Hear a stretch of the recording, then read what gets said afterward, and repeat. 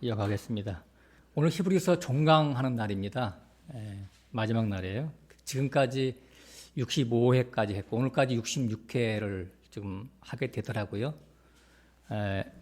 그동안 히브리서를 통해서 저 자신이 많은 은혜를 받았어요.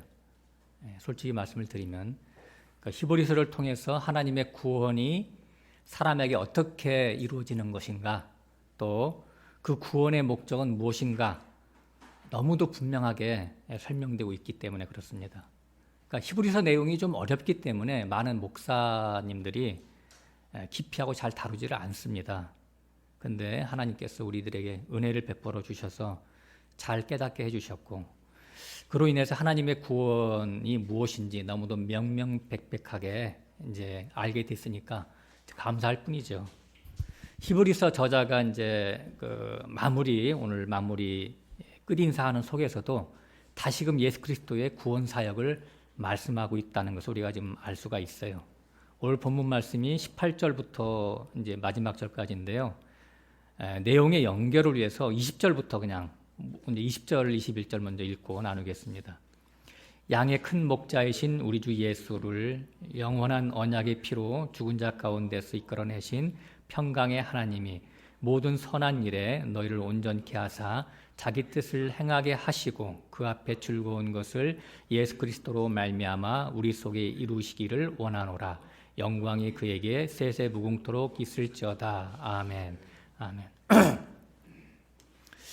미국에서 오래전에 있었던 실화인데요.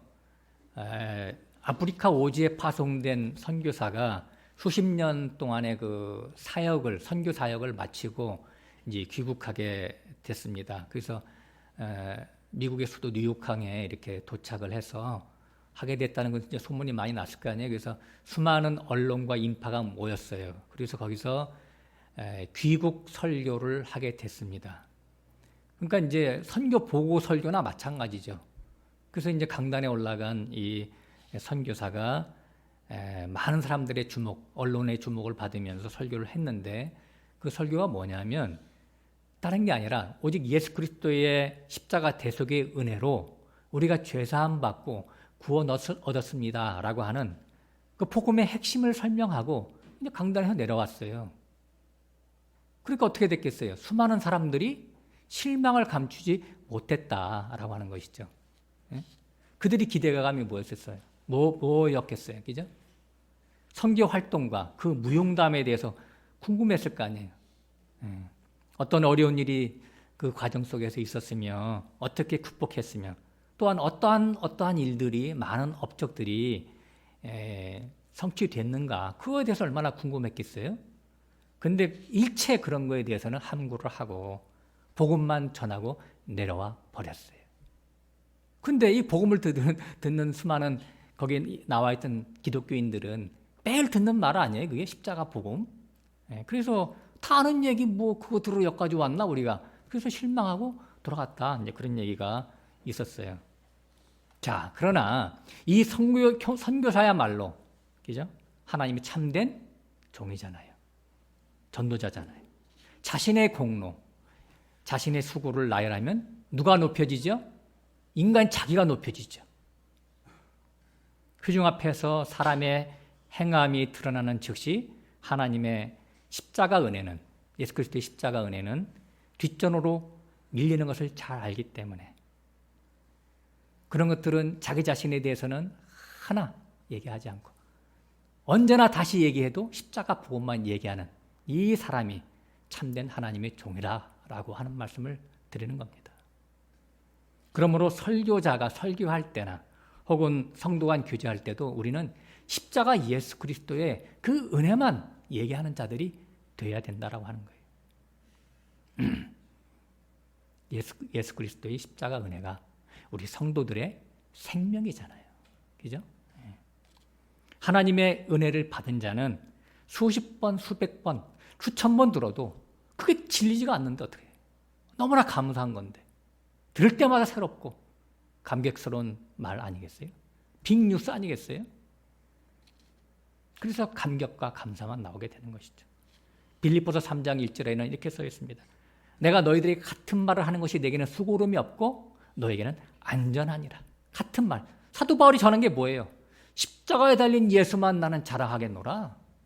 그것만 맨날 사도 바울은 전했단 말이에요. 사도 바울 성경 16권을 보면. 거기 보면 이어서 개들을 삼가하고 행악하는 자들을 삼가하고 손 할례당을 삼가하라. 개들, 행악하는 자들, 손 할례당을 같은 것으로 보는 거예요. 행악하는 자들이 뭐예요? 자기 율법에 의해 사람의 의로 하나님께 의롭다함을 인정받으려고 하는 자들이잖아요. 그게 바로 손 할례당, 할례당들이고 이들을 갖다가 사도 바울은 개들이단 말이에요. 개들. 개로 취급하는 거예요. 개 취급. 가장 더러운 그런 짐승으로, 정조관념이 없는 짐승으로 취급하는 것이죠. 오늘 히브리서 마지막도 역시 예수 그리스도로 마감하고 있어요. 그러니까 히브리서 맨 처음 시작도 예수 그리스도로 시작했고 또 예수 그리스도로 그 내용이 계속해서 전개되다가 예수 그리스도로 끝내고 있는 거예요. 좀 아까 우리가 본문 20절, 21절 읽어봤지만, 그러니까 성경 전체가 사실은 예수 그리스도를 주제로 다루지만은 히브리서는 더 아주 적극적으로, 노골적으로, 직접적으로 예수 그리스도를 설명하고 있습니다. 그러니까 예수 그리스도가 전부라고 하는 거예요. 이게 바로 하나님의 뜻이라고 하는 것이죠. 또한 하나님이 원하시는 일이 바로 예수를 믿는 것이잖아요. 그죠? 예. 요한복음 6장에 보면은 오병이어를 먹임으로 말미암아 수천 명이 예수님께 막 몰려들었어요. 그랬더니 예수님이 뭐라고 했어요?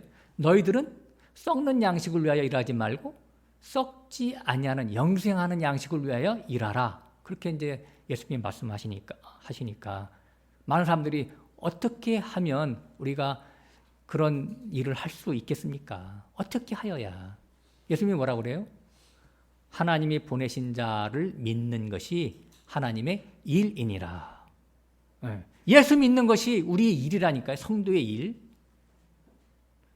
핀대 어긋나면 안 돼요. 내가 하나님 말씀을 잘 지키겠다? 그건 구약의 옛 언약의 정신사고라니까요. 그게. 지키지 말라는 게 아니고.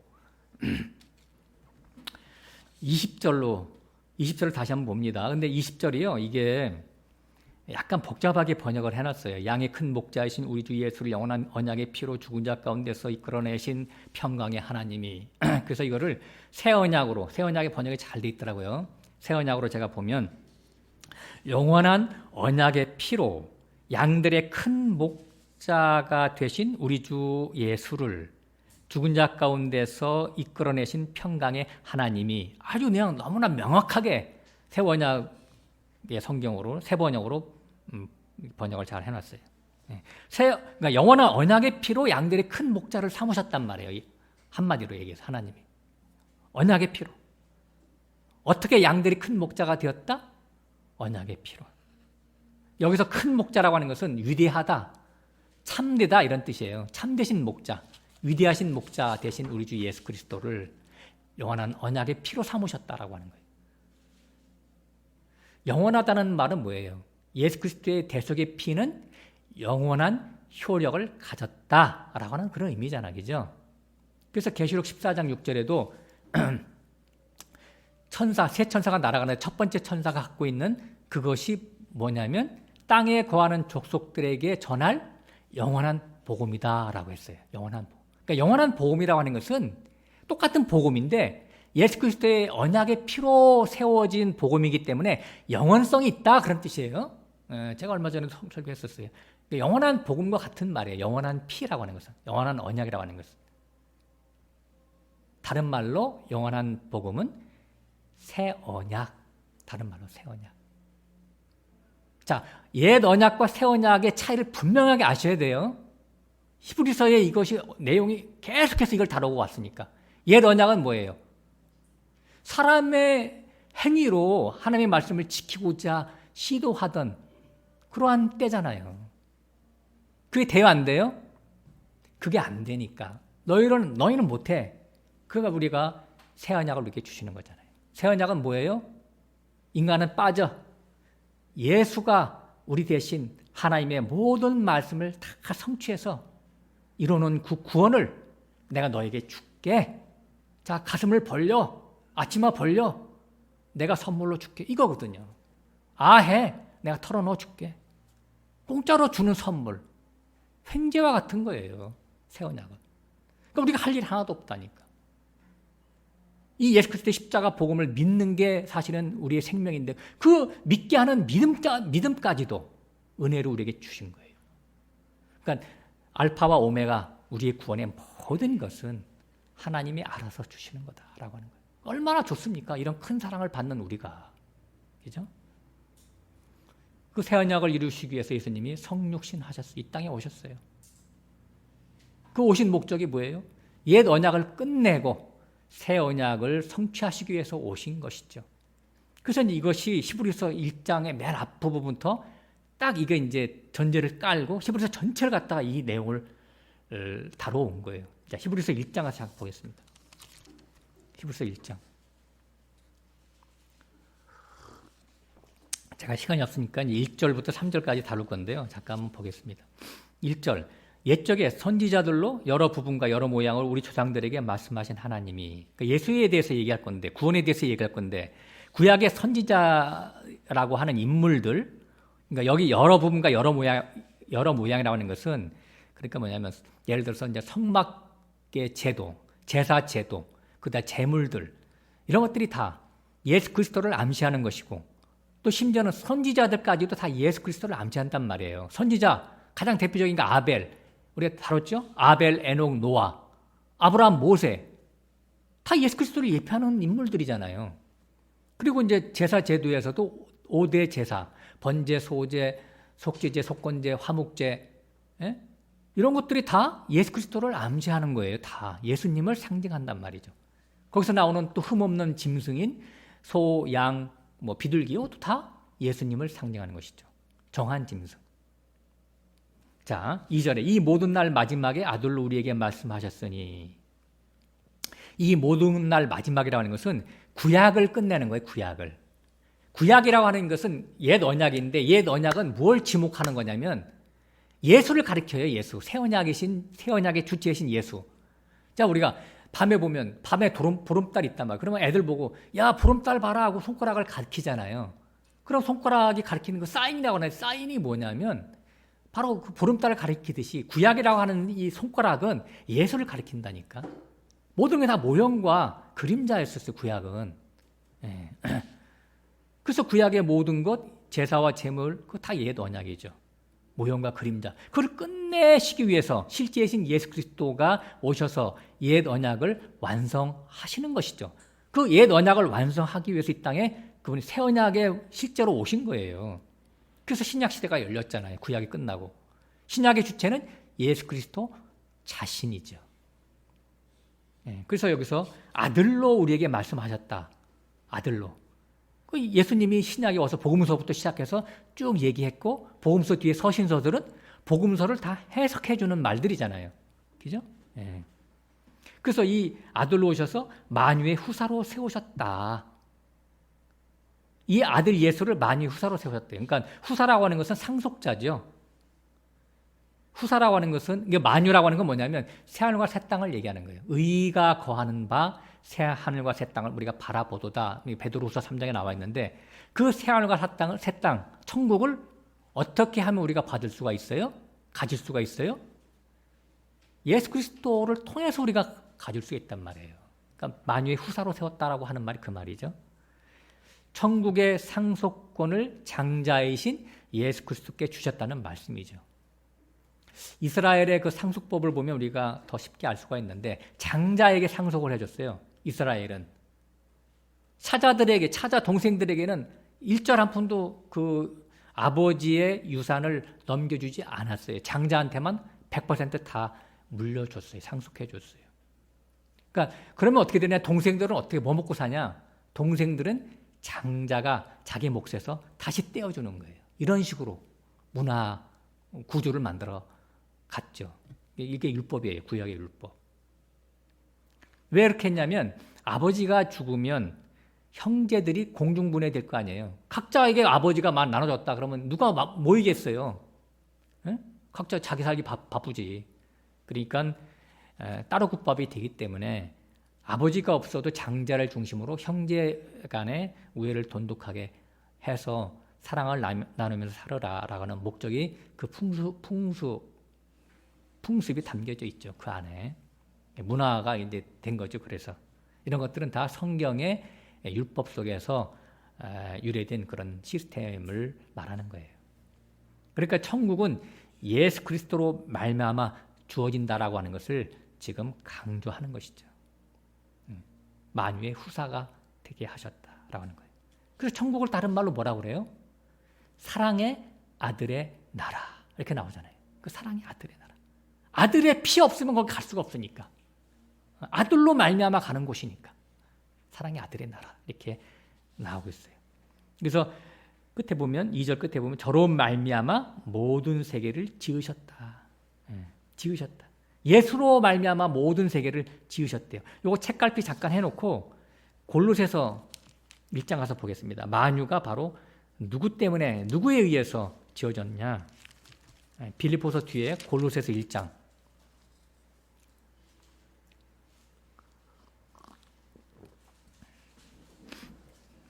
13절부터 보겠습니다.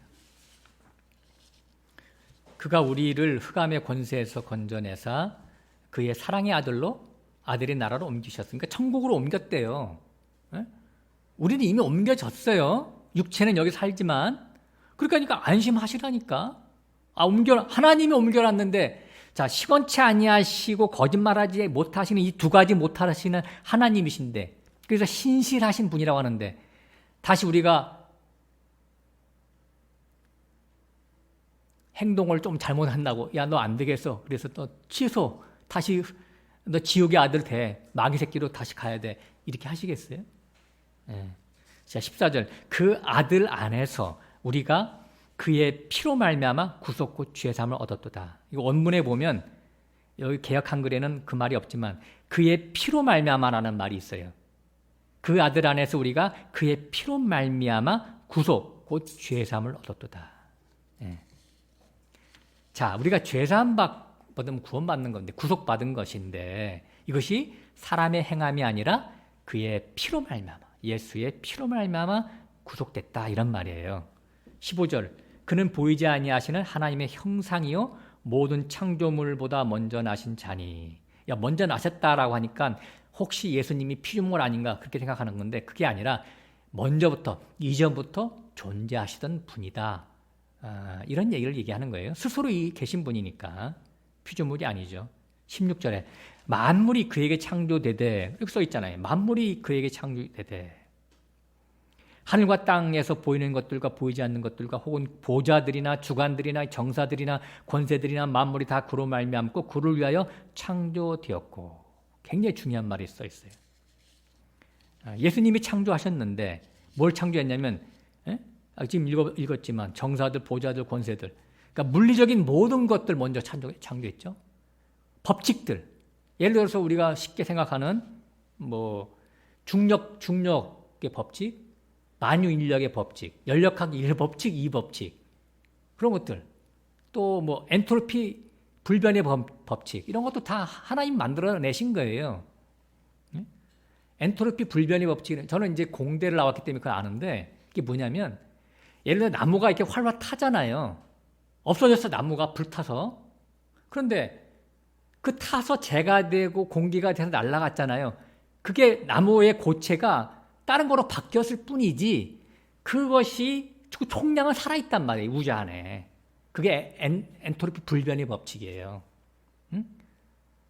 그러니까 이게 뭐냐면 우리가 엔트로피 불변의 법칙을 우리가 좀 더 영적으로 해석을 하면 이런 거예요. 우리가 육신이 죽으면 우리 영혼이 있잖아요. 영혼이 절대로 불변한단 말이에요. 불멸. 우리. 그런 걸 또 통해서 알 수 있잖아요. 다른 거로 그러니까 나무가 불타서 안 보이는 것뿐이 존재하듯이 우리의 영혼도 육신이 죽으면 존재한단 말이에요. 어떻게 존재하느냐가 중요한 것이죠. 네? 천국에 갈 것이냐 지옥에 갈 것이냐 이것이 문제로다. 네. 자 그리고 제가 이제 또 예수님 하나님이 만드신 창조법칙 제가 하나만 예를 들어 재밌는 거 하나만 말씀드릴게요. 자 얼음이 얼면 왜 물 밑으로 맨 밑으로 가라앉지 않을까요? 그 이유를 아세요? 자, 밑에서부터 얼음이 얼어와. 아니, 얼음이 얼면 무거우니까 고체가 됐으니까 더 무거워야 되잖아요. 밑으로 가라앉아야 되는데 가라앉다 말고 다시 떠. 왜 그럴까요? 만약에 밑에서부터 차곡차곡 얼음이 얼어온다면 밑에서 얼어가지고 맨 밑에 들어가 차곡차곡 쌓여. 그러면 맨 위로 뜰 거 아니에요, 물이.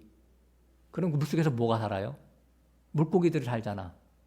그럼 맨 바닥으로 나와서 나중에 얼어 죽어. 근데 물 위에 떠서 물 밑에는 따뜻하게 해놔. 야, 하나님 신기하죠? 왜 그렇게 하신 줄 알아요? 어떤 법칙으로?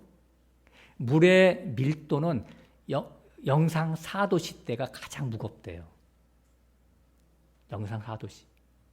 그러니까 얼음은 영하잖아, 영하. 영하가 돼야 얼잖아. 영하가 되면 4도보다는 가벼우니까 밀도가 곧 무게거든요. 가볍게 뜨는 거야. 하나님 기가 막히게 만들어 놨어요. 왜 그래요? 하나님의 사랑으로 물고기를 보호하려고 그렇게 정하신 거예요, 그분이 법칙으로. 대단하잖아요, 그죠? 자, 아무튼 보좌들이나 주관들이나 권세들이나 뭐 이렇게 써 있는데 나라의 뭐 대통령, 왕, 총리, 뭐 장관들, 뭐 수많은 조직들, 지혜, 지식 이런 것들, 시스템이라든가 모든 리더들 이런 것들을 다 하나님이 이렇게 만드셨다는 얘기예요. 사람이 그런 아이디어를 내는 게 아니에요. 하나님 우리에게 그런 아이디어를 주신 거죠. 에베소서 2장에 보면 공중의 권세 잡은 자 마귀에게 우리가 옛날에 잡혔다가 우리가 풀려났다 그런 말 쓰는데 공중의 권세 잡은 자, 그러니까 공중이라고 하는 것은 뭐냐면 사람의 생각과 계획을 얘기하는 거예요. 우리가 갖고 있는 모든 생각과 계획이 어디서 나오는 거예요? 마귀로부터 나왔다니까. 그래서 창세기 6장과 9장, 8장 끝에 두 번이나 나오잖아요. 사람이 어려서부터 모든 생각하는 바와 계획하는 바가 악할 뿐이다. 왜 그래요? 공중의 권세 잡은 자에게 우리가 붙잡혔기 때문에 그런 거예요. 그런 우리를 뽑아내셨다니까요. 구원시켰다니까요. 하늘에 앉혔다니까요. 그게 에베소서 2장에 나와요. 본질상 진노의 자녀를 구원시켰어요. 네. 그러니까 마귀 사탄까지도 하나님이 예수 그리스도가 다 만드셨어요. 하나님 예수님이 그런 얘기예요. 공중의 정사들, 권세 잡은 자들. 그러니까 다시 말해서 만물이 예수님에 의해서 창조됐고 예수님에 의해서 다스려지고 예수님을 위해서 창조됐단 말이에요. 가장 중요한 게 뭐예요? 예수님을 위해서 창조됐다니까요.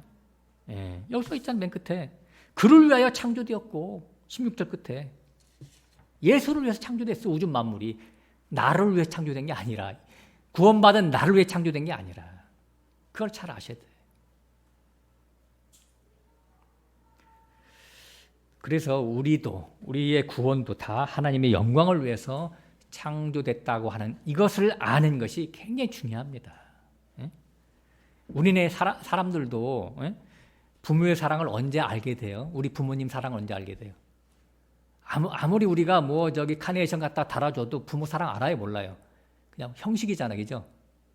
나중에 상투 틀고 애들 나보고 애들 커봐야 부모 사랑을 알게 되잖아요. 그때 가서 우리 어머님 아버지가 이렇게 나를 이렇게 이렇게 개망나니 나를 이렇게 키우셨구나. 그때 가서 사랑을 알게 되는 것이죠. 영적으로도 마찬가지입니다. 우리가 영적으로 어릴 때는 믿음이 적을 때는 관심사가 뭐예요? 나의 구원에 초점이 맞춰져 있어요. 나의 구원에. 어떻게 하면 구원을 받지? 천국은 어떻게 갈까? 그게 가장 큰 관심사였어요. 근데 내가 장성한 믿음으로 믿음이 성장해 보니까 웬걸 구원이라고 하는 것은 하나님이 선물로 거저주시는 것임을 알게 되는 것이죠. 인간 나는 내 구원을 위해서 머리털 하나만큼도 기여할 수 없었다는 것을 알게 되는 거예요. 오직 하나님 자신이 그 아들 예수 그리스도의 희생과 피 흘림과 그래서 나의 모든 삶을 붙잡고 이끄셔서 그 예수 그리스도의 십자가를 믿게 하시는 그 은혜를 베푸시고 예수를 영접케 하셔서 하나님의 자녀 삼으셨다는 것을 깨닫게 하시는 것이죠. 그러면 이제 그 큰 은혜와 사랑을 받은 사람은 어떤 자세로 살아야 될까요? 하나님의 은혜의 영광을 찬양하는 삶을 살게 되겠죠. 그러므로 궁극적으로 하나님 자신의 영광을 위해서 우리에게 구원을 주시는 것이지 우리 자신을 너 잘 먹고 잘 살으라고 우리에게 구원을 주시는 것이 아니다라고 하는 것을 우리가 알고 있어야 되는 거예요.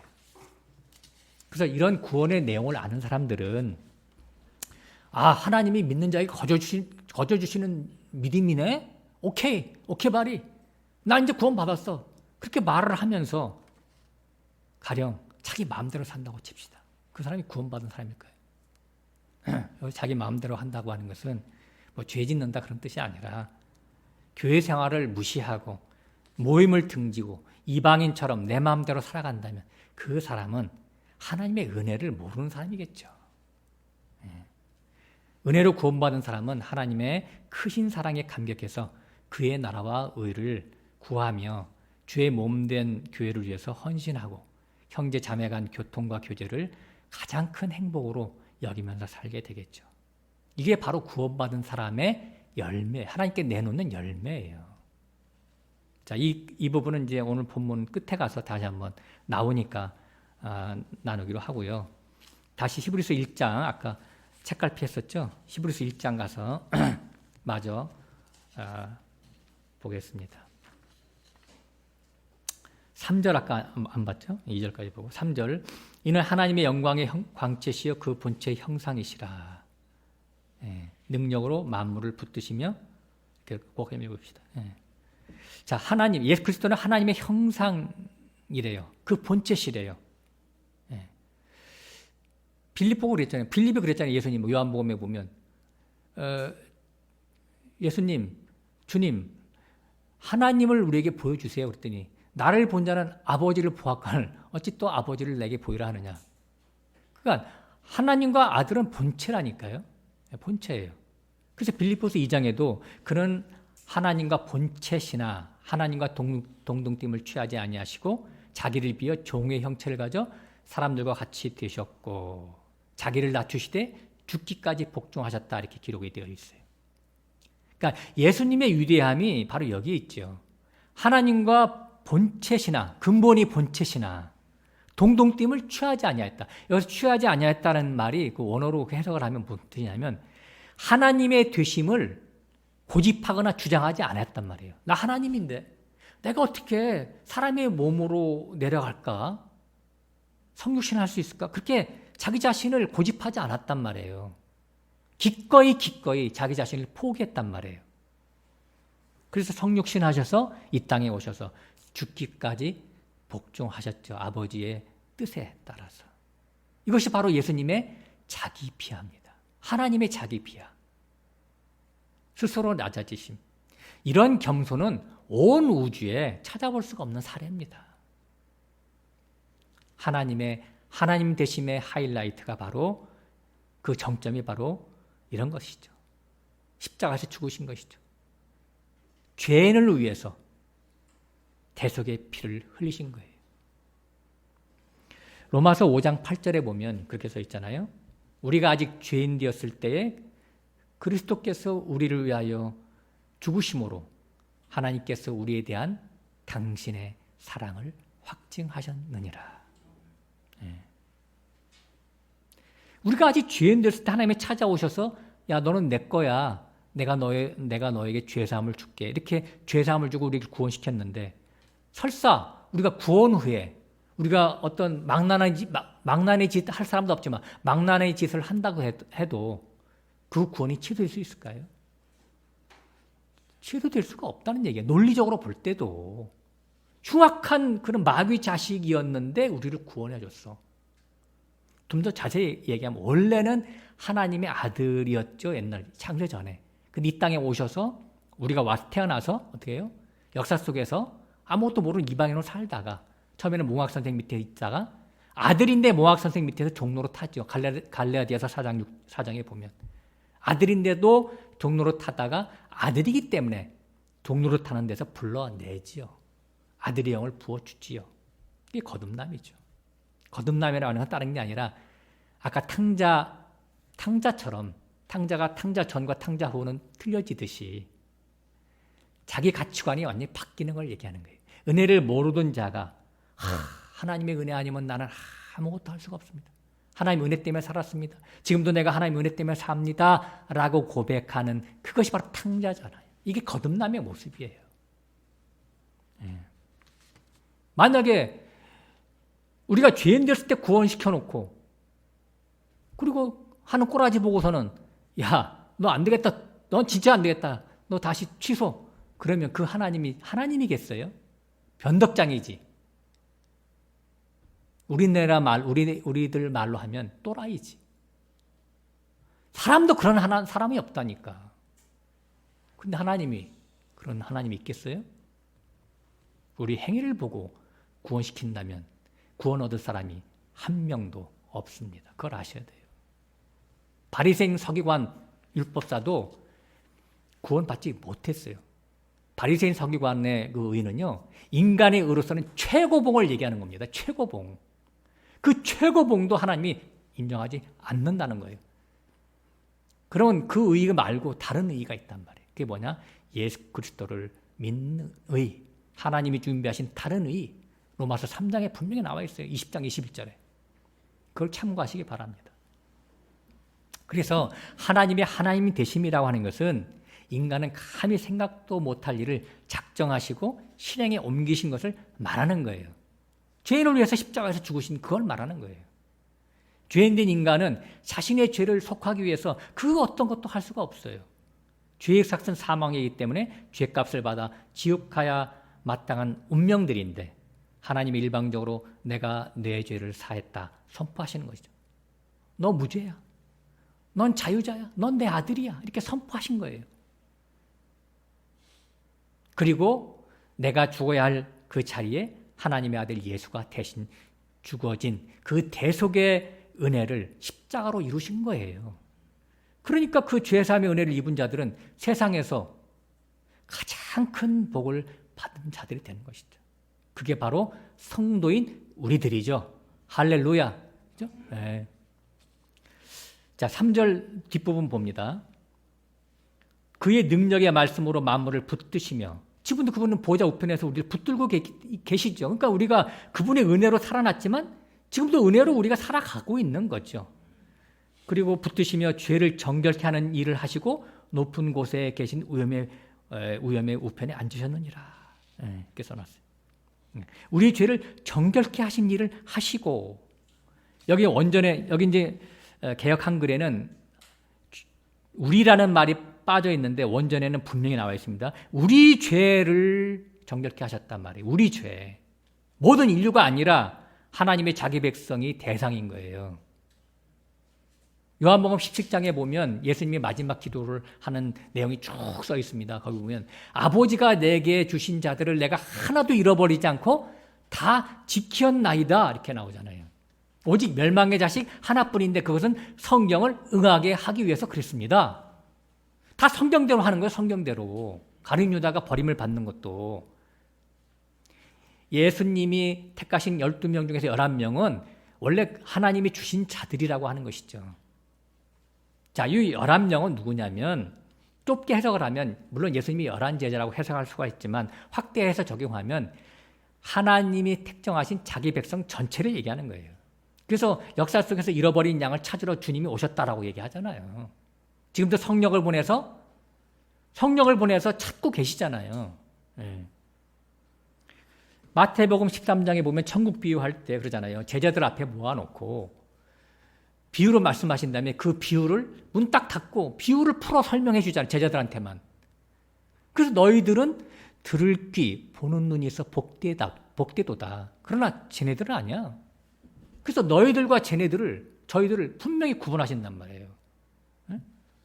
만약에 예수님이 전체를 위해서, 온 인류를 위해서 십자가에서 죽으셨다면 왜 구분해요? 다 불러들여가지고 얘기할 일이고, 또 비유로 말씀하실 필요도 없지. 비유라고 하는 것은 비밀인데.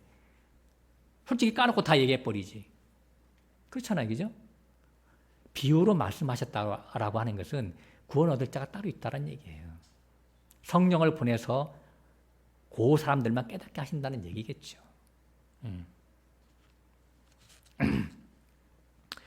자, 만일 모든 사람들을 위해서 예수님이 피 흘렸다고 가정을 합시다. 제가 이제 재밌는 얘기를 잠깐만 해볼게요. 가정.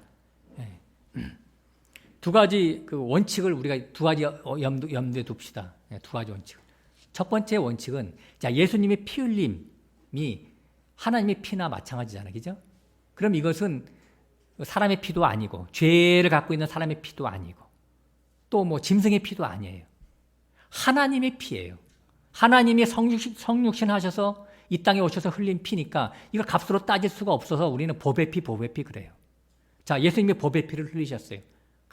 값으로 따질 수 없는 그 귀한 법의 피를 흘리셨어요. 첫 번째 우리가 원칙을 세우자고, 전제를 하자고요. 자, 두 번째 전제는 하나님은 전능자시다는 얘기죠.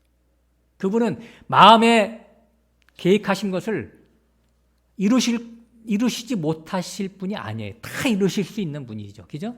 예, 그 전능하신 분이에요. 무소부재하신 분이죠. 예. 이 두 가지 전제 조건을 가지고 우리가 한번 따져보자고요. 그런데 아까도 제가 말씀을 드렸듯이 모든 사람을 위해서 예수가 피 흘렸다고 가정을 했는데, 구원이 만일 사람이 자기 자유의지로 복음을 듣고 결정한다고 우리가 가정을 해보자고요. 그러니까 이 시대에 이런 주장을 하는 사람들이 있죠. 만인 구원설을 주장하는 그 알미니안 주자들이 있는데, 과연 이것이 논리적으로 성립이 될 것인가? 이걸 따져보자고 하는 거예요. 잠시.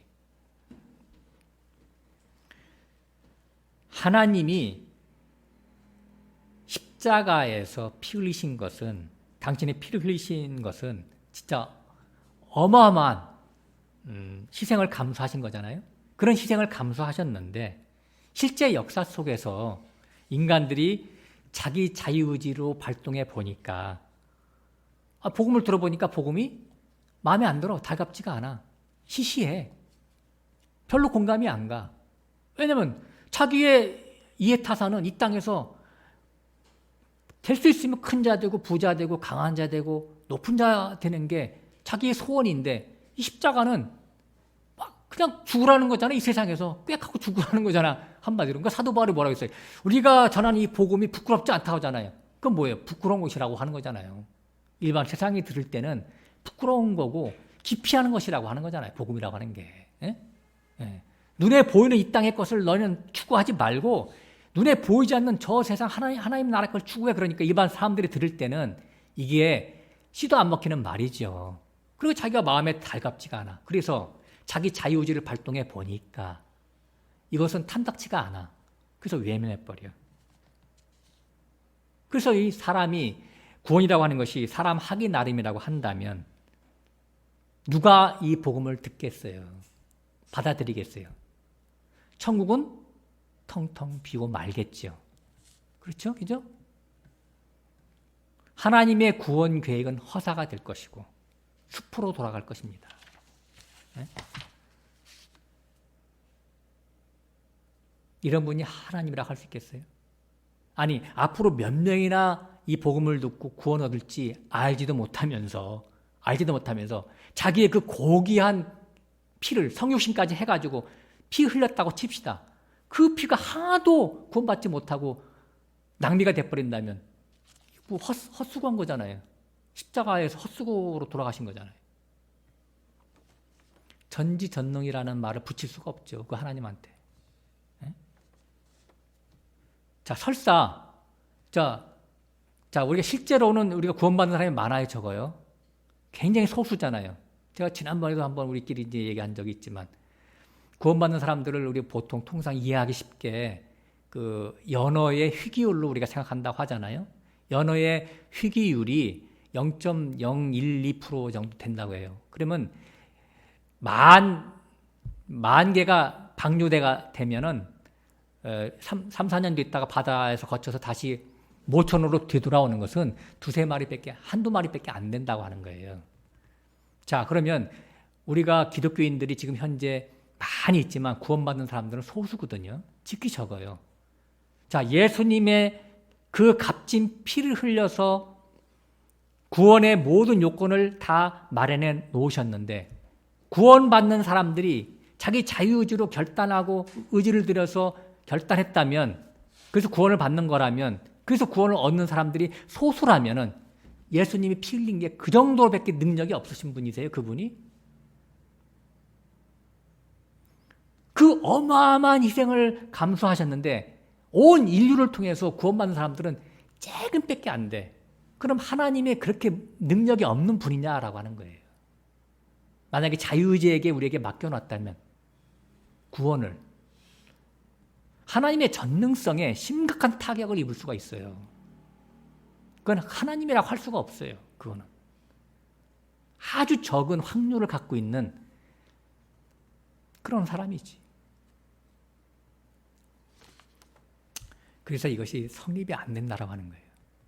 성경에는 많은 부분에 하나님이 창세전 예정에 대해서 써놨습니다. 가장 대표적인 거는 제가 이제 139편, 제가 시편 139편 자주 인용하죠. 16절 같은 데 보면 하나님이 자기 백성을 그 모태에서 형질이 이루어지기 전에 벌써 주님의 책이 다 기록되었나이다 이렇게 써 있어요.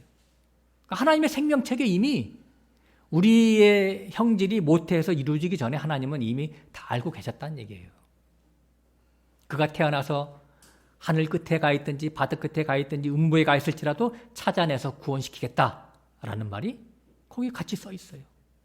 이게 하나님의 전능성이고 하나님이 자기 백성에 대한 애착과 사랑인 것이죠. 그러니까 하나님의 이 사랑은 너무나 편협적인 사랑이에요. 사실 알고 보면. 그러니까 사람들이 이해를 못해. 그러나 사실 어떻게 해요? 성경은 그걸 얘기하고 있는데. 그러므로 복음과 예정은 한 축인 거예요. 떼어내서 얘기할 수가 없어요. 같은 겁니다, 사실은. 복음이 뭐죠? 복음? 예수 그리스도의 십자가 공로로 죄사함 받고 구원되는 것이잖아요. 근데 그 복음의 대상이 누구냐고 할 때 우리는 예정으로 갈 수밖에 없단 말이죠. 그 대상이 누구예요? 자기 백성. 자기 백성. 창세전 어린 양의 생명책에 농명된 자. 이걸 얘기하고 있어요.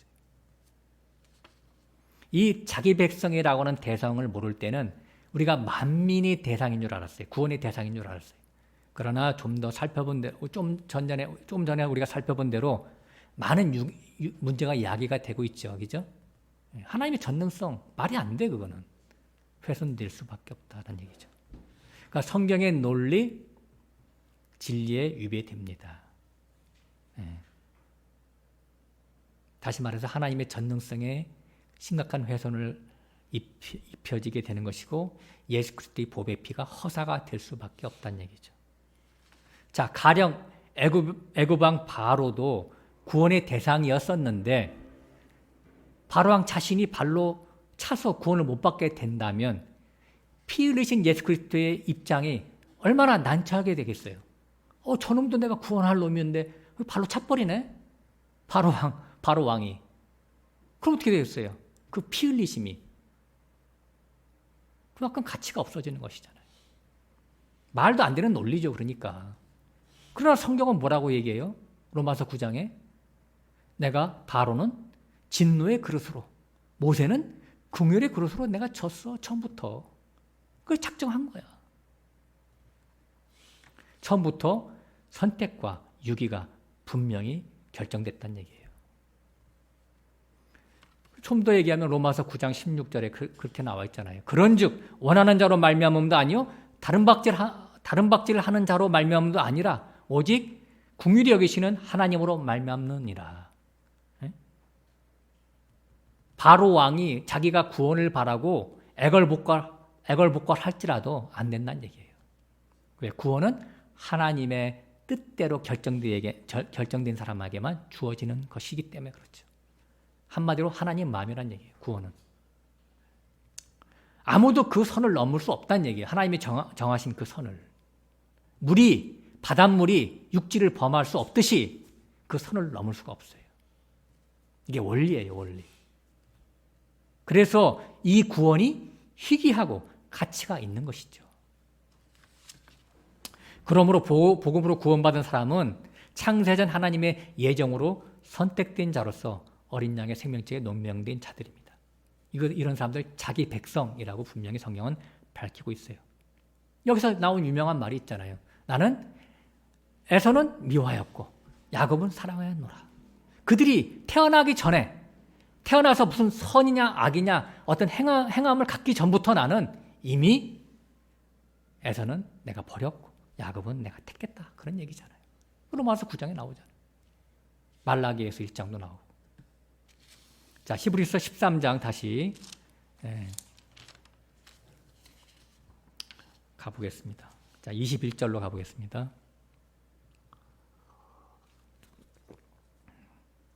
모든 선한 일에 너희를 온전케 하사 자기 뜻을 행하게 하시고 그 앞에 즐거운 것을 예수 그리스도로 말미암아 우리 속에 이루시기를 원하노라. 영광이 그에게 세세 무궁토록 있을지어다. 아멘.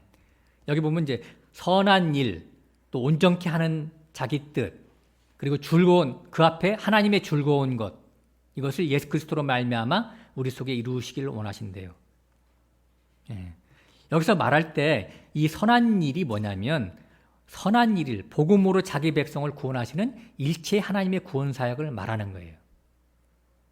선하다, 선한 열매, 그러니까 선한 나무라고 그랬죠. 제가 엊그저께 글 쓸 때 그 열매로 그를 알지나 할 때 성경에는 좋은 나무는 아름다운 열매를 맺을 것이고 그런 말을 했지만 그게 원어로는 선한 나무라고 했어요. 선한 나무, 못된 나무예요.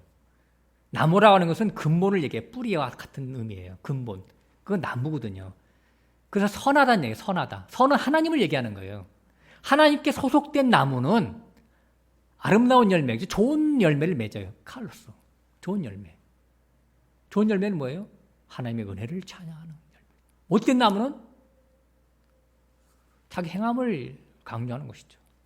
끝에 가서 다시 한번 말씀을 드릴 것이지만 여기 선이라고 하는 것, 선한 일은 하나님이 원하시는 그런 일을 얘기하는 거예요. 그러니까 구원 사역을 말하는 것이죠. 그래서 온전케 한다, 자기 뜻을 행하게 한다, 하나님의 즐거운 것이다, 이런 것들은 다 같은 내용이죠. 성도의 구원인데 이것이 예수 그리스도로 인하여 우리 속에 성취하시는 하나님의 섭리를 말하는 것이에요. 하나님의 비밀은 예수 그리스도잖아요. 예수 십자가잖아요. 그죠? 하나님의 히든 카드, 옛날에 제가 설교도 한 적이 있지만 하나님의 숨겨진 비장의 카드가 뭐예요? 예수님의 십자가라니까요. 그죠? 하나님의 구속사의 큰 비책, 십자가죠. 예수의 십자가. 출애굽기 19장 이하에 보면 시내산에서 모세를 통해서 율법을 주실 때 우리가 주목할 대목이 있어요. 제가 이걸 여러 번 내가 설교를 했어요. 다시 한번 설교하는 것은 제발 이것을 명심하라고, 이걸 잊지 말라고 또 한번 말씀을 하는 거예요. 율법을 주실 때, 그러니까 십계명을 주실 때 뭘 같이 줘요? 성막을 같이 주잖아요. 성막 제사, 제도. 이것은 진짜 우리가 죽을 때까지 명심해야 될 일이에요. 우리가 수학 공식을 외우고 다니듯이 이걸 외우고 다니셔야 돼. 아예 인이 바뀌셔야 돼. 이거는 율법 주실 때 율법만 준 게 아니라 성막도 갖추었다. 제사도 갖추었단 말이에요. 율법만 주면 뭐예요? 우리 죽으라고 준 거지. 율법은. 자, 이게 무슨 의미죠? 율법 말씀이 바로 하나님의 눈높이에요. 율법 말씀이 하나님이 우리에게 요구하시는 거예요. 우리에게 원하시는 그 수준이에요. 그래서 하나님 볼 때는 내가 이것이 너에게 바라는 거야, 이런 뜻이에요. 율법은. 근데 그걸 한번 우리에게 너 한번 지켜볼래? 내가 이거 원하는 것이 이건데 너 한번 지켜볼래? 이렇게 우리가 율법을 줬어요. 근데 그 율법 말씀을 인간이 지킬 수 있어요, 없어요? 못 지키죠. 그러니까 율법대로 하면 황소의 피를 뿌렸듯이 황소가 죽듯이 율법을 어기는 자는 다 죽어야 되는데 율법을 어겼어요? 안 어겼어요? 어겼잖아요. 앞에서는 아멘 하고 뒤돌아서 뭐 했어요? 아론과 함께 금송아지 만들었잖아요. 40일도 안 돼가지고. 이건 뭐냐면 인간들은 하나님의 말씀을 절대 지킬 수 없다라고 하는 것은 그런 당위성을 우리에게 증명시켜 주시는 거예요. 그래서 다시 모세가 중보기도를 하나님 앞에 중보를 하고 다시 살아나고 다시 가서 율법을 받을 때 성막 제사 제도를 처음에 얘기하셔가지고 같이 갖고 내려오는 거예요. 두 번째는 모세의 중보는 자기 생명을 담보로 자기 백성들을 살린 것을 얘기하는 것인데 이것이 바로 성막제사 제도나 마찬가지죠. 성막제사 제도는 바로 실제가 예수 그리스도의 십자가 대속이에요. 구약에서는 그게 짐승 제사로 이렇게 지나갔지만 모형으로 했지만 실제는 예수님의 십자가 사건이죠.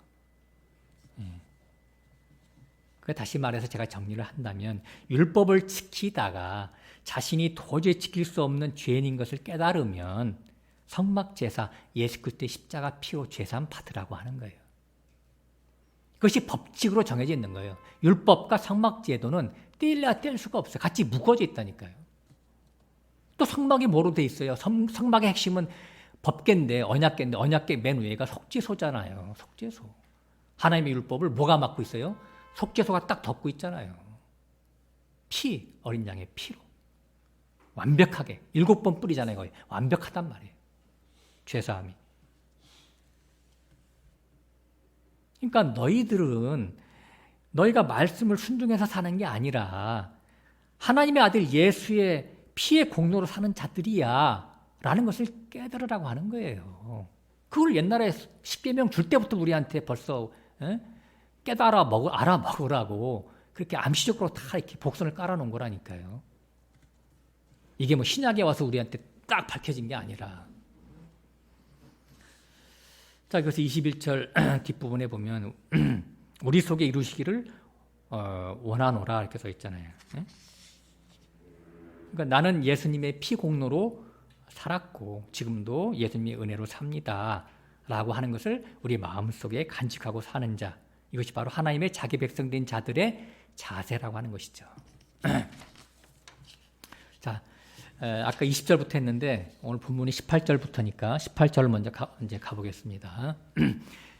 13장 18절 우리를 위하여 기도하라. 우리가 모든 일에 선하게 행하려 함으로 우리에게 선한 양심이 있는 줄을 확신하노니. 자, 히브리서를 끝내면서 마지막 인사 내용입니다. 우리를 위해서 기도하라 부탁하고 있어요. 누구에게? 히브리서 수신자들에게. 히브리서는 히브리인들에게 썼죠. 히브리인이 누구예요? 강을 건넌 자들. 이브리, 물을 건넌 자들이죠. 물은 뭐예요? 세상의 영이죠. 계시록 17장 15절에 음녀가 물 위에 앉아있죠.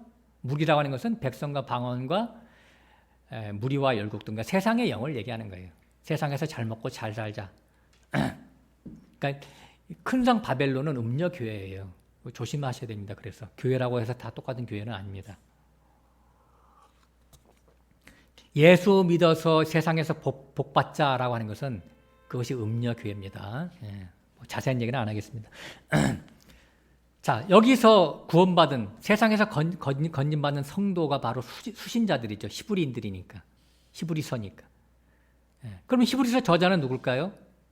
익명으로 됐어요. 익명. 아무도 알 수 없어요. 그러나 우리가 여러 가지 문체라든가 내용으로 볼 때는 사도 바울이라고 신학자들은 얘기하고 있어요. 왜냐하면 구약에 대해서 이토록 해박한 지식을 갖고 있는 사람은 사도 중에서 사도 바울이 최고죠. 그죠? 율법을 배웠으니까 구약에 대해서 최고의 해박한 지식을 갖고 있죠. 적임자죠. 그리고 이제 23절에 보면 디모데라는 말이 나오는데 디모데와 동역했던 사도가 바로 사도 바울이잖아요. 바울이 믿음으로 나온 자가 디모데 아니에요? 그죠? 믿음의 아들이죠. 믿음의 아들. 그러니까 중요한 것은 대사도인 바울이 성도들에게 기도를 부탁했다는 얘기예요. 너무 놀랍잖아, 그죠? 왜 그랬어요? 바울은 자기 자신의 연약함을 알기 때문에 그렇죠. 다른 데도 많이 그랬어요. 사도 바울이 복음의 문을 열어달라고 기도를 부탁하는 데가 많아요. 그러니까 사도가 하나님의 사역을 수행함도 자기 자신의 마음대로 한 게 아니라고 하는 거예요. 다 하나님의 인도하심을 따라서 했다라는 것을 이미 암시하고 있는 겁니다. 그리고 사도 역시 또한 성도들을 위해서 기도하고 있죠. 오늘 20절, 21절 말씀이 기도문이에요. 아까 먼저 읽었던 것이.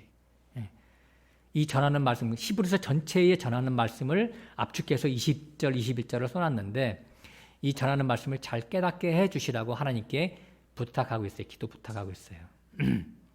말씀을 가르치는 자나 말씀을 받는 자나 서로 위해서 우리가 기도해야 돼요. 저도 날마다 여러분들을 기도해요. 이름을 호명하면서 솔직히 말씀을 드리면. 네. 왜? 제가 받은 은혜를 같이 깨닫게 해달라고. 아니 손뼉도 마주쳐야 소리가 나지. 예? 저는 여태 막 부르짖는데 앉아가지고 딴 생각만 해봐. 그럼 튕겨나가잖아요, 복음이. 얼마나 아까워, 그 시간이. 같이 화답하게 해달라고. 그래서 하나님을 같이 찬양하게 해달라고. 찬양의 자리에 같이 서게 해달라고. 제가 이름을 다 부르면서 기도합니다. 여기 오시지 않는 분들도, 동영상 듣는 분들도 제가 다 기도해요. 저를 위해서 기도해 주세요. 예. 하나님이 그걸, 성경에 그게 성경적인 거예요, 그게. 예. 여기 보면 모든 선한 일을 행하게, 18절 끝에 보면 중간에 모든 선한 모든 일에 선하게 행하게 함으로 이렇게 써 있죠. 예. 행하게 함으로. 선이라고 하는 것은 하나님의 뜻을 얘기한다고 있죠. 하나님. 그러니까 복음을 잘 전하도록 중보 요청 기도를 하는 거예요. 자, 19절로 가봅니다. 내가 더 속히 너에게 돌아가기를 위하여 너희 기도함을 더욱 원하노라. 바울은 지금 히브리서의 수신자들과 만나기를 학수고대하고 있어요. 두 가지 목적이죠. 하나는 신앙생활을 잘하는지를 점검하는 차원이고요. 두 번째는 하나님의 은혜 안에서 성도 간의 교제를 위해서 만나기를 원하는 거예요. 사도 바울이 낙이 뭐가 있겠어요? 성도 간의 교제죠. 가서 신앙생활 잘하는지 보고 정말 얼마나 기쁘겠어요. 자기가 가르친 대로 신앙생활 잘하면. 그것처럼 진짜 자기 행복이 어디 있겠어요, 사도 바울이. 예. 자, 22절로 가보겠습니다. 아까 20절, 21절 했으니까. 형제들아, 내가 너에게 권하노니 권면의 말을 용납하라. 내가 간단히 너에게 썼노라. 22절. 그러니까 히브리서는 서신서 편지인데 권면의 말을 용납하라 이렇게 말했어요. 사도 바울 이런 거 보면 참 겸손해. 앞에 이제 히브리서 쭉 내용 보면 몇 군데인지 사도 바울이 약간 꾸중 섞인 말을 하는 때가 있어요. 가장 대표적인 것이 히브리서 5장인데 거기 보면 5장, 6장에 걸친 말인데 너희가 때가 오래므로 마땅히 선생이 될 터인데 아이 젖이나 먹는 어린애들이냐? 그런 말을 해요. 야, 이제 그리스도의 초보의 도에서 벗어나라. 이렇게 막 합니다. 닥달합니다. 예. 여기 계신 분들도 다 똑같아요. 예. 우리가 이제 믿음의 장성한 분량, 믿음의 진보를 이루어야지. 아직도 믿음의 초보의 어린애들이나 먹는 그런 거 얘기하면 되겠어요. 그리고 이제 우리가 12장에 와서도 죄와 싸우되 피 흘리기까지 싸워라 그렇게 권면하잖아요. 그리고 신앙의 세 가지 싸움 나오잖아요. 거기 12장 끝에 보면 첫 번째는 은혜에서 떨어지지 말라. 조심하라. 은혜에서 떨어질까 조심하라. 두 번째는 뭐예요? 쓴뿌리가 날까 조심하라. 쓴뿌리는 뭐예요? 율법으로 다시 돌아가는 것이 쓴뿌리예요. 율법으로. 세 번째는 에서처럼 팥죽 한 그릇을 파는 망령된 자가 되지 말라. 그러니까 땅의 것을 위해서 떡을 위해 살지 말라. 하늘의 것을 위해 살라. 말씀을 위해 살라는 얘기죠. 장자권을 소홀히 여기지 말라. 너가 받은 그 구원의 그 가치를 소중히 여겨라 그런 뜻이겠죠. 이런 권면을 용납하라고 하는 거예요. 자기를 위해서 용납하라는 얘기죠. 23절 우리 형제 디모데가 놓인 것을 너희가 알라. 그가 속히 오면 내가 저와 함께 가서 너희를 보리라. 디모데가 지금 감옥에 갇혔다가 놓였나 봐요. 왜 그렇죠? 복음을 전하다가 그렇게 됐죠. 당시에 로마 교황들이 많이 핍박을 했어요. 정치적으로. 종교 탄압을 했죠. 그리고 또 유대교들이 얼마나 방해를 했어요. 초대교회를. 율법주의자들이. 그래서 복음 전파에 많은 어려움이 있었죠. 그래서 감옥을 많이 갔었나 봐요. 성경에는 뭐 자세히 나오진 않았지만. 나중에 바울도 로마에서 순교당하잖아요. 그죠? 단두대에서 죽잖아요. 로마 단두대에서 바울이. 아무튼 그렇게 어려움을 겪었어요. 근데 그 이제 디모데가 감옥에 갇혔다가 놓였는데 그 디모데가 와서 합류하면 같이 갈게. 속히 보고 싶다. 이런 말을 여기다 써놨어요. 24절 갑니다. 너희를 인도하는 자와 및 모든 성도에게 문안하라. 이달리아에서 온 자들도 너에게 문안하느니라. 문안하라. 이것은 뭐예요? 성도의 교제를 말하는 것이죠. 성도의 구원은 은혜로 받은 것이잖아요. 그죠? 그러니까 자기를 위한 구원이 아니잖아요. 하나님을 위한 구원이잖아요. 하나님을 찬양하기 위한, 하나님의 영광을 위한 우리의 구원을 받았어요. 우리가 구원을 받았어요. 그래서 그 큰 은혜를 아는 자는 결코 집 안에서 혼자 신앙생활을 하지 않는다는 말이에요. 분명히 말씀을 드리지만 동영상을 집에서 듣는 게 그게 신앙이 아니에요. 참고로 우리가 동영상을 들을 수가 있어요. 그건 신앙생활은 아니에요. 신앙생활은 교회 안에서 주의 몸된 교회에서 같이 어울려서 형제 자매 간 교제하는 게 이게 신앙이에요. 어떤 사람은 그럽니다. 내가 다닐 교회가 없다. 그런 말을 하는 사람도 있어요. 그것도 교만이죠. 그죠? 네. 반드시 가까운 교회에 출석하라고 저는 이 오늘 본문 말씀을 빌어서 제가 권면합니다. 그리고 너무 멀어서 못 오시면 가끔이라도 여기 오셨다가 또 동영상 듣고 성도의 교제가 또 있죠. 네. 아무튼 하나님께 기도하시면서 잘 판단하시고 결정하시기를 바랍니다. 그러니까 말씀 인도자와 성도 간의 피차 문안하는 것, 이것이 바로 성도의 교제입니다. 구원의 기쁨을 같이 나누는 것, 이것이 우리의 남은 인생의 전부 아니겠어요? 우리가 뭐 돈을 버는 게 우리 목적이겠어요? 성공 출세가 목적이겠어요? 여하이 날마다 그리스도를 더 알아가는 지식 가운데서 우리가 성도 간의 교제를 하는 것, 이것이 우리의 남은 일생의 우리의 삶이 아니겠어요? 뭐가 우리의 삶이겠어요? 자, 25절 갑니다. 은혜가 너희 모든 사람에게 있을지어다. 은혜가. 진짜 사도 바울이 마지막 라스트를 은혜로 마감을 합니다. 이게 그러니까 보통 말이 아니죠. 은혜라는 말이. 그죠? 예. 우리가 성도된 것은 무엇 때문에 성도됐다고요? 우리 행위 때문에? 아니면 은혜 때문에? 하나님의 은혜 때문에. 이방인이었던 우리가 본질상 진노의 자녀가 되었던 우리들이 하나님의 아들이 된 것은 하나님의 은혜 때문에 된 것이에요. 그러므로 성도의 생명은 은혜죠. 은혜를 모르면 성도가 아닌 거예요. 은혜를 모르면. 은혜는 다른 말로 예수 그리스도잖아요. 네. 우리가 지난주 제가 그의 열매로 그를 알지니라 그거 써있지만 사람들이 열매에 대한 오해가 있어요. 마치 자기 행실을 반듯하게 살아서 내놓는 그 무엇을 은혜라고 생각들 하고 있어요. 행함에서 나온 그 반듯함. 아닙니다. 천만의 말씀이에요. 그것이 만약에 그것이 말하는 열매라면 바리새인과 서기관들이 가장 큰 열매를 맺었겠죠. 하나님은 그 인간의 행위에서 나온 것은 다 기각시킵니다. 이게 바로 이런 사고가 바로 율법적 사고, 유대인의 정신사상입니다. 하나님의 말씀을 내가 잘 지켜서 하나님께 인정을 받자. 그러나 성경은 뭐라고 합니까? 율법의 의로 흠이 없다 해도 하나님이 보시기에는 뭐예요?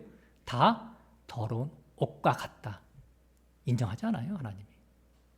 그래서 너희 아비는 막인이라 주님이 이렇게 저주하잖아요. 자기 행위의 가치를 갖고 사는 자들에게 너희 아비는 막이다. 너희는 휘칠한 무덤이다. 네 속에는 더러운 탐심이 가득한데. 탐심 없다고요? 내가 탐심 하나만 얘기할게요. 텔레비 보다가 홈쇼핑에서 막 나오잖아요. 이것저것. 유산균, 좋은 옷, 백, 좋은 전기 제품들. 갖고 싶어요? 안 갖고 싶어요? 갖고 싶지요. 그게 바로 탐심이에요. 탐심 없다고요? 그 사람은 죽은 자예요. 시체. 진짜로. 그래서 우리 속에 죄가 우글거리는 거, 하나님은 그걸 탓하는 게 아니라니까. 그런 사람들이 만들어낸 행위를 탓하는 것이지. 내가 인정하지 않아. 복음서에 보면 주님이 지나가시다가 열매 없는 무화과나무를 보시고 저주합니다. 저주하니까 어떻게 됐어요? 뿌리채 말라 죽었더라. 뿌리채. 그 다음날 보니까. 여기서의 무화과나무는 유대교를 상징하는 거예요. 구약 이스라엘 백성들. 유대교. 그들은 자기 행위로 구원을 떠나겠다라고 하는 자들이잖아요.